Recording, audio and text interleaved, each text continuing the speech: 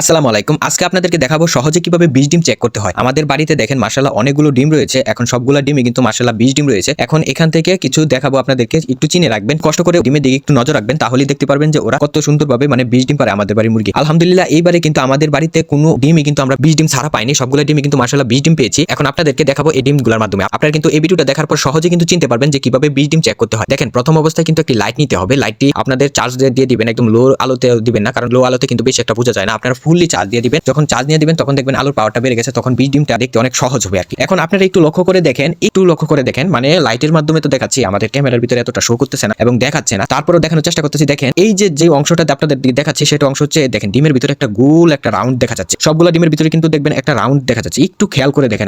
আপনারা কিভাবে চিনবেন, আপনাদেরকে আরেকটা বিষয় বলে দিই, সেটা হচ্ছে মুরগির ডিমটা যেই অংশটা চিকন থাকবে, মানে যে অংশটা চিকন থাকবে, যে অংশটা মোটা থাকবে, একটা অংশ মোটা, পিছনের অংশটা মোটা থাকে এবং সামনের যে অংশটা আছে ওই অংশটা থাকে চিকন। এখন চিকন অংশটা লাইটের উপরে দৌড়ার পরে কিন্তু আপনারা উপর দিয়ে একটু দেখতে পারবেন যে বীজ ডিম দেখা যাচ্ছে। এবং আরেকটা বিষয় হচ্ছে ডিমটা কাইট করে দেখাতে পারেন আপনারা। এই যে আমি যেভাবে দোষী পাতালে করে যদি আপনারা ধরেন, তখনই কিন্তু আপনারা সহজেই দেখতে পারবেন। অনেক ডিমের ভিতরে যখন আপনারা সোজা করে ধরবেন তখন কিন্তু বীজ ডিমটা দেখা যাচ্ছে না, মানে দেখা যায় না। আর কিছু কিছু ডিমের ভিতরে দেখা যায় যে সোজা করে ধরার পরে কিন্তু আপনারা দেখতে পারবেন যে বীজ ডিম এটা। আর কাট করে যখন ধরবেন তখন একদম পুরোপুরি ক্লিয়ার বুঝতে পারবেন যে এটা বীজ ডিম হয়েছে। এখন আমাদের এখানে কি অলৌকিক ঘটনা ঘটছে, আমাদের এখানে প্রথম অবস্থায় অনেকগুলো ডিম পারছে মুরগি। ওই মুরগির ডিমগুলো আমি মনে করছি বীজ ডিম না। প্রথম অবস্থায় যখন পারছে সাথে সাথে নিয়ে আসার পরে আমি চেক করলাম, তখন ভালো করে চেক করতে পারিনি, তখন হয়তো ডিমটা বীজ ডিম দেখায়নি। তখন আমি কি করছি, ক্রস দিয়ে রেখে দিয়েছি এখানে। ওমা, এখন আজকে বা 5 থেকে 10 দিন পরে যখন আসার পরে যখন একবার চেক করলাম, চেক করে দেখি সবগুলা বীজ ডিম হয়ে গেছে। আলহামদুলিল্লাহ আমাদের বাড়িতে যে কয়টা ডিম রয়েছে এইবারে এই সিজনে সব কয়টা ডিম মাশাআল্লাহ বীজ ডিম পেয়েছে। আর গত যেগুলো আমি 55টা বাচ্চা ফুটাইছি, ওই 55টা বাচ্চা মাশাআল্লাহ কিন্তু বীজ ডিম ছিল। এবং কিছু ডিম ওদের বেচ থেকে, মানে 60 থেকে 70টা ডিম পারছিল, ওইগুলা বীজ ডিম ছিল না। তখন আমাদের বাড়িতে মুরগের সংখ্যা ছিল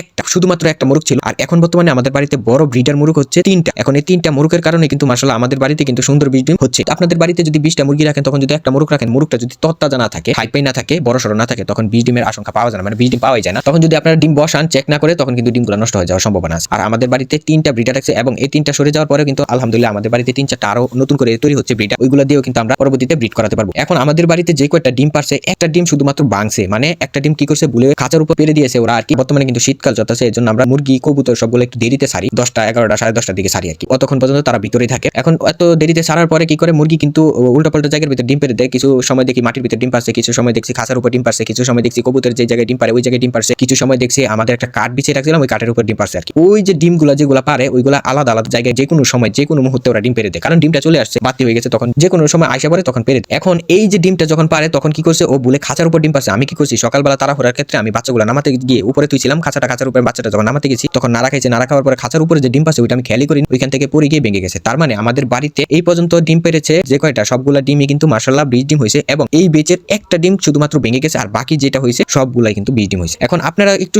খেয়াল করে দেখছেন তো, এই যে গুল অংশটা, যেই ডিমের উপর গুল যে অংশটা হয়, এটা হচ্ছে অরিজিনাল বীজ, মানে বীজ ডিম। আর এই বীজটা পাকাপোক্ত একদম পুক্তা ব্রুঞ্জ হতে আপনাদের বাড়িতে বয়স্ক মুরগ দরকার। আপনারা যদি অল্প বয়স্ক মুরগ রাখেন, তখন কিন্তু বীজ ডিমে হয়, বীজ ডিম হলো কিন্তু ভিতরে যে বীজটা থাকে, মানে ব্রুঞ্জটা থাকে, ওই ব্রুঞ্জটা কিন্তু একদম দুর্বল থাকে, তখন অর্ধেক বাচ্চা হয়ে ডিমটা নষ্ট হয়ে যাওয়ার আশঙ্কা থাকে বেশি। আর যদি বাড়িতে পুরান ব্রিডার থাকে, মানে পুরান মুরগ থাকে, তখন আপনাদের বীজ ডিমটা হয় পাকাপোক্ত একদম সুন্দর বীজ ডিম হয় এবং ওইটা থেকে বাচ্চা ফোটার আশঙ্কাটা একদম বেশি থাকে। এবার আমাদের এই কয়টা ডিম না, আমাদের কিন্তু অলরেডি 40টা ডিম দিয়ে বসিয়ে দিয়েছি। এখানে রয়েছে 20টার মতো ডিম আজকে জমালাম। এখন এই 20টা ডিম দিয়ে কিন্তু কালকে বা পরশু দিনের ভিতরে আমি আরেকটা মুরগি বসিয়ে দেবো। আমি এবারে বাচ্চার সংখ্যা আস্তে আস্তে উৎপাদনটা বাড়াচ্ছি, আমাদের বীজ ডিমও সেরকম ভাবে হচ্ছে, বাচ্চা সংখ্যার উৎপাদনটা বাড়াচ্ছি। এখন বীজ ডিমটা আপনারা, আমি তো ভিডিওর ভিতরে হয়তো অন্য কথা বলে ফেলেছি, আপনারা একটু খেয়াল করে দেখে সহজে কিন্তু বীজ ডিমটা চিনতে পারবেন। আরেকটা বিষয় হচ্ছে, আপনারা এই যে গুল যে রাউন্ড অংশটা থাকে, এই গুল রাউন্ড অংশটা যদি কোনো ডিমের ভিতরে না দেখেন, তাহলে কিন্তু আপনারা ভেবে নেবেন যে এটা বীজ ডিম না, এটা বীজ ডিম না। এটা যদি আপনারা বসান তাহলে লস, মানে এটা থেকে বাচ্চা তো ফুটবে না, ডিমটা নষ্ট হয়ে যাবে, আপনারা খেতে পারবেন না, বিক্রি করতে পারবেন না, পুরাটাই লস। এর জন্য যারাই মুরগি বসান, যারা 1-2টা মুরগি পালন করেন, যারা মানে গ্রাম অঞ্চলে তো সবাই বেশিরভাগ মুরগি পালন করে, তো সবাই কিন্তু ডিম বসে। আগে আমরা ছোটবেলা দেখতাম যে ডিম বসানোর পরে 10টা থেকে 5টা কাঞ্জি হয়েছে, 5টা থেকে 6টা কাঞ্জি হয়েছে, মানে এরকম হয়তো আর কি, মানে ডিম কাঞ্জি হয়ে যেত, নষ্ট ডিমটাকে কাঞ্জি ডিম বলি আর কি। তো এখন কাঞ্জি হয়ে যেত। এখন কাঞ্জি যখন হয়ে যায় তখন আমরা বুঝতাম না যে কি কারণে কাঞ্জি হয়তো, হয়তো আমরা ভাবতাম আর্দ্রতার কারণে। হ্যাঁ, আর্দ্রতার কারণে কিন্তু একটু নষ্ট হয়, সেটা অন্য বিষয়। আর বীজ ডিমটা চেক করার পরে যদি আপনারা ভালো করে বসাতে পারেন, তখন আর্দ্রতাও সেরকম ভাবে ধরতে পারে না, অল্প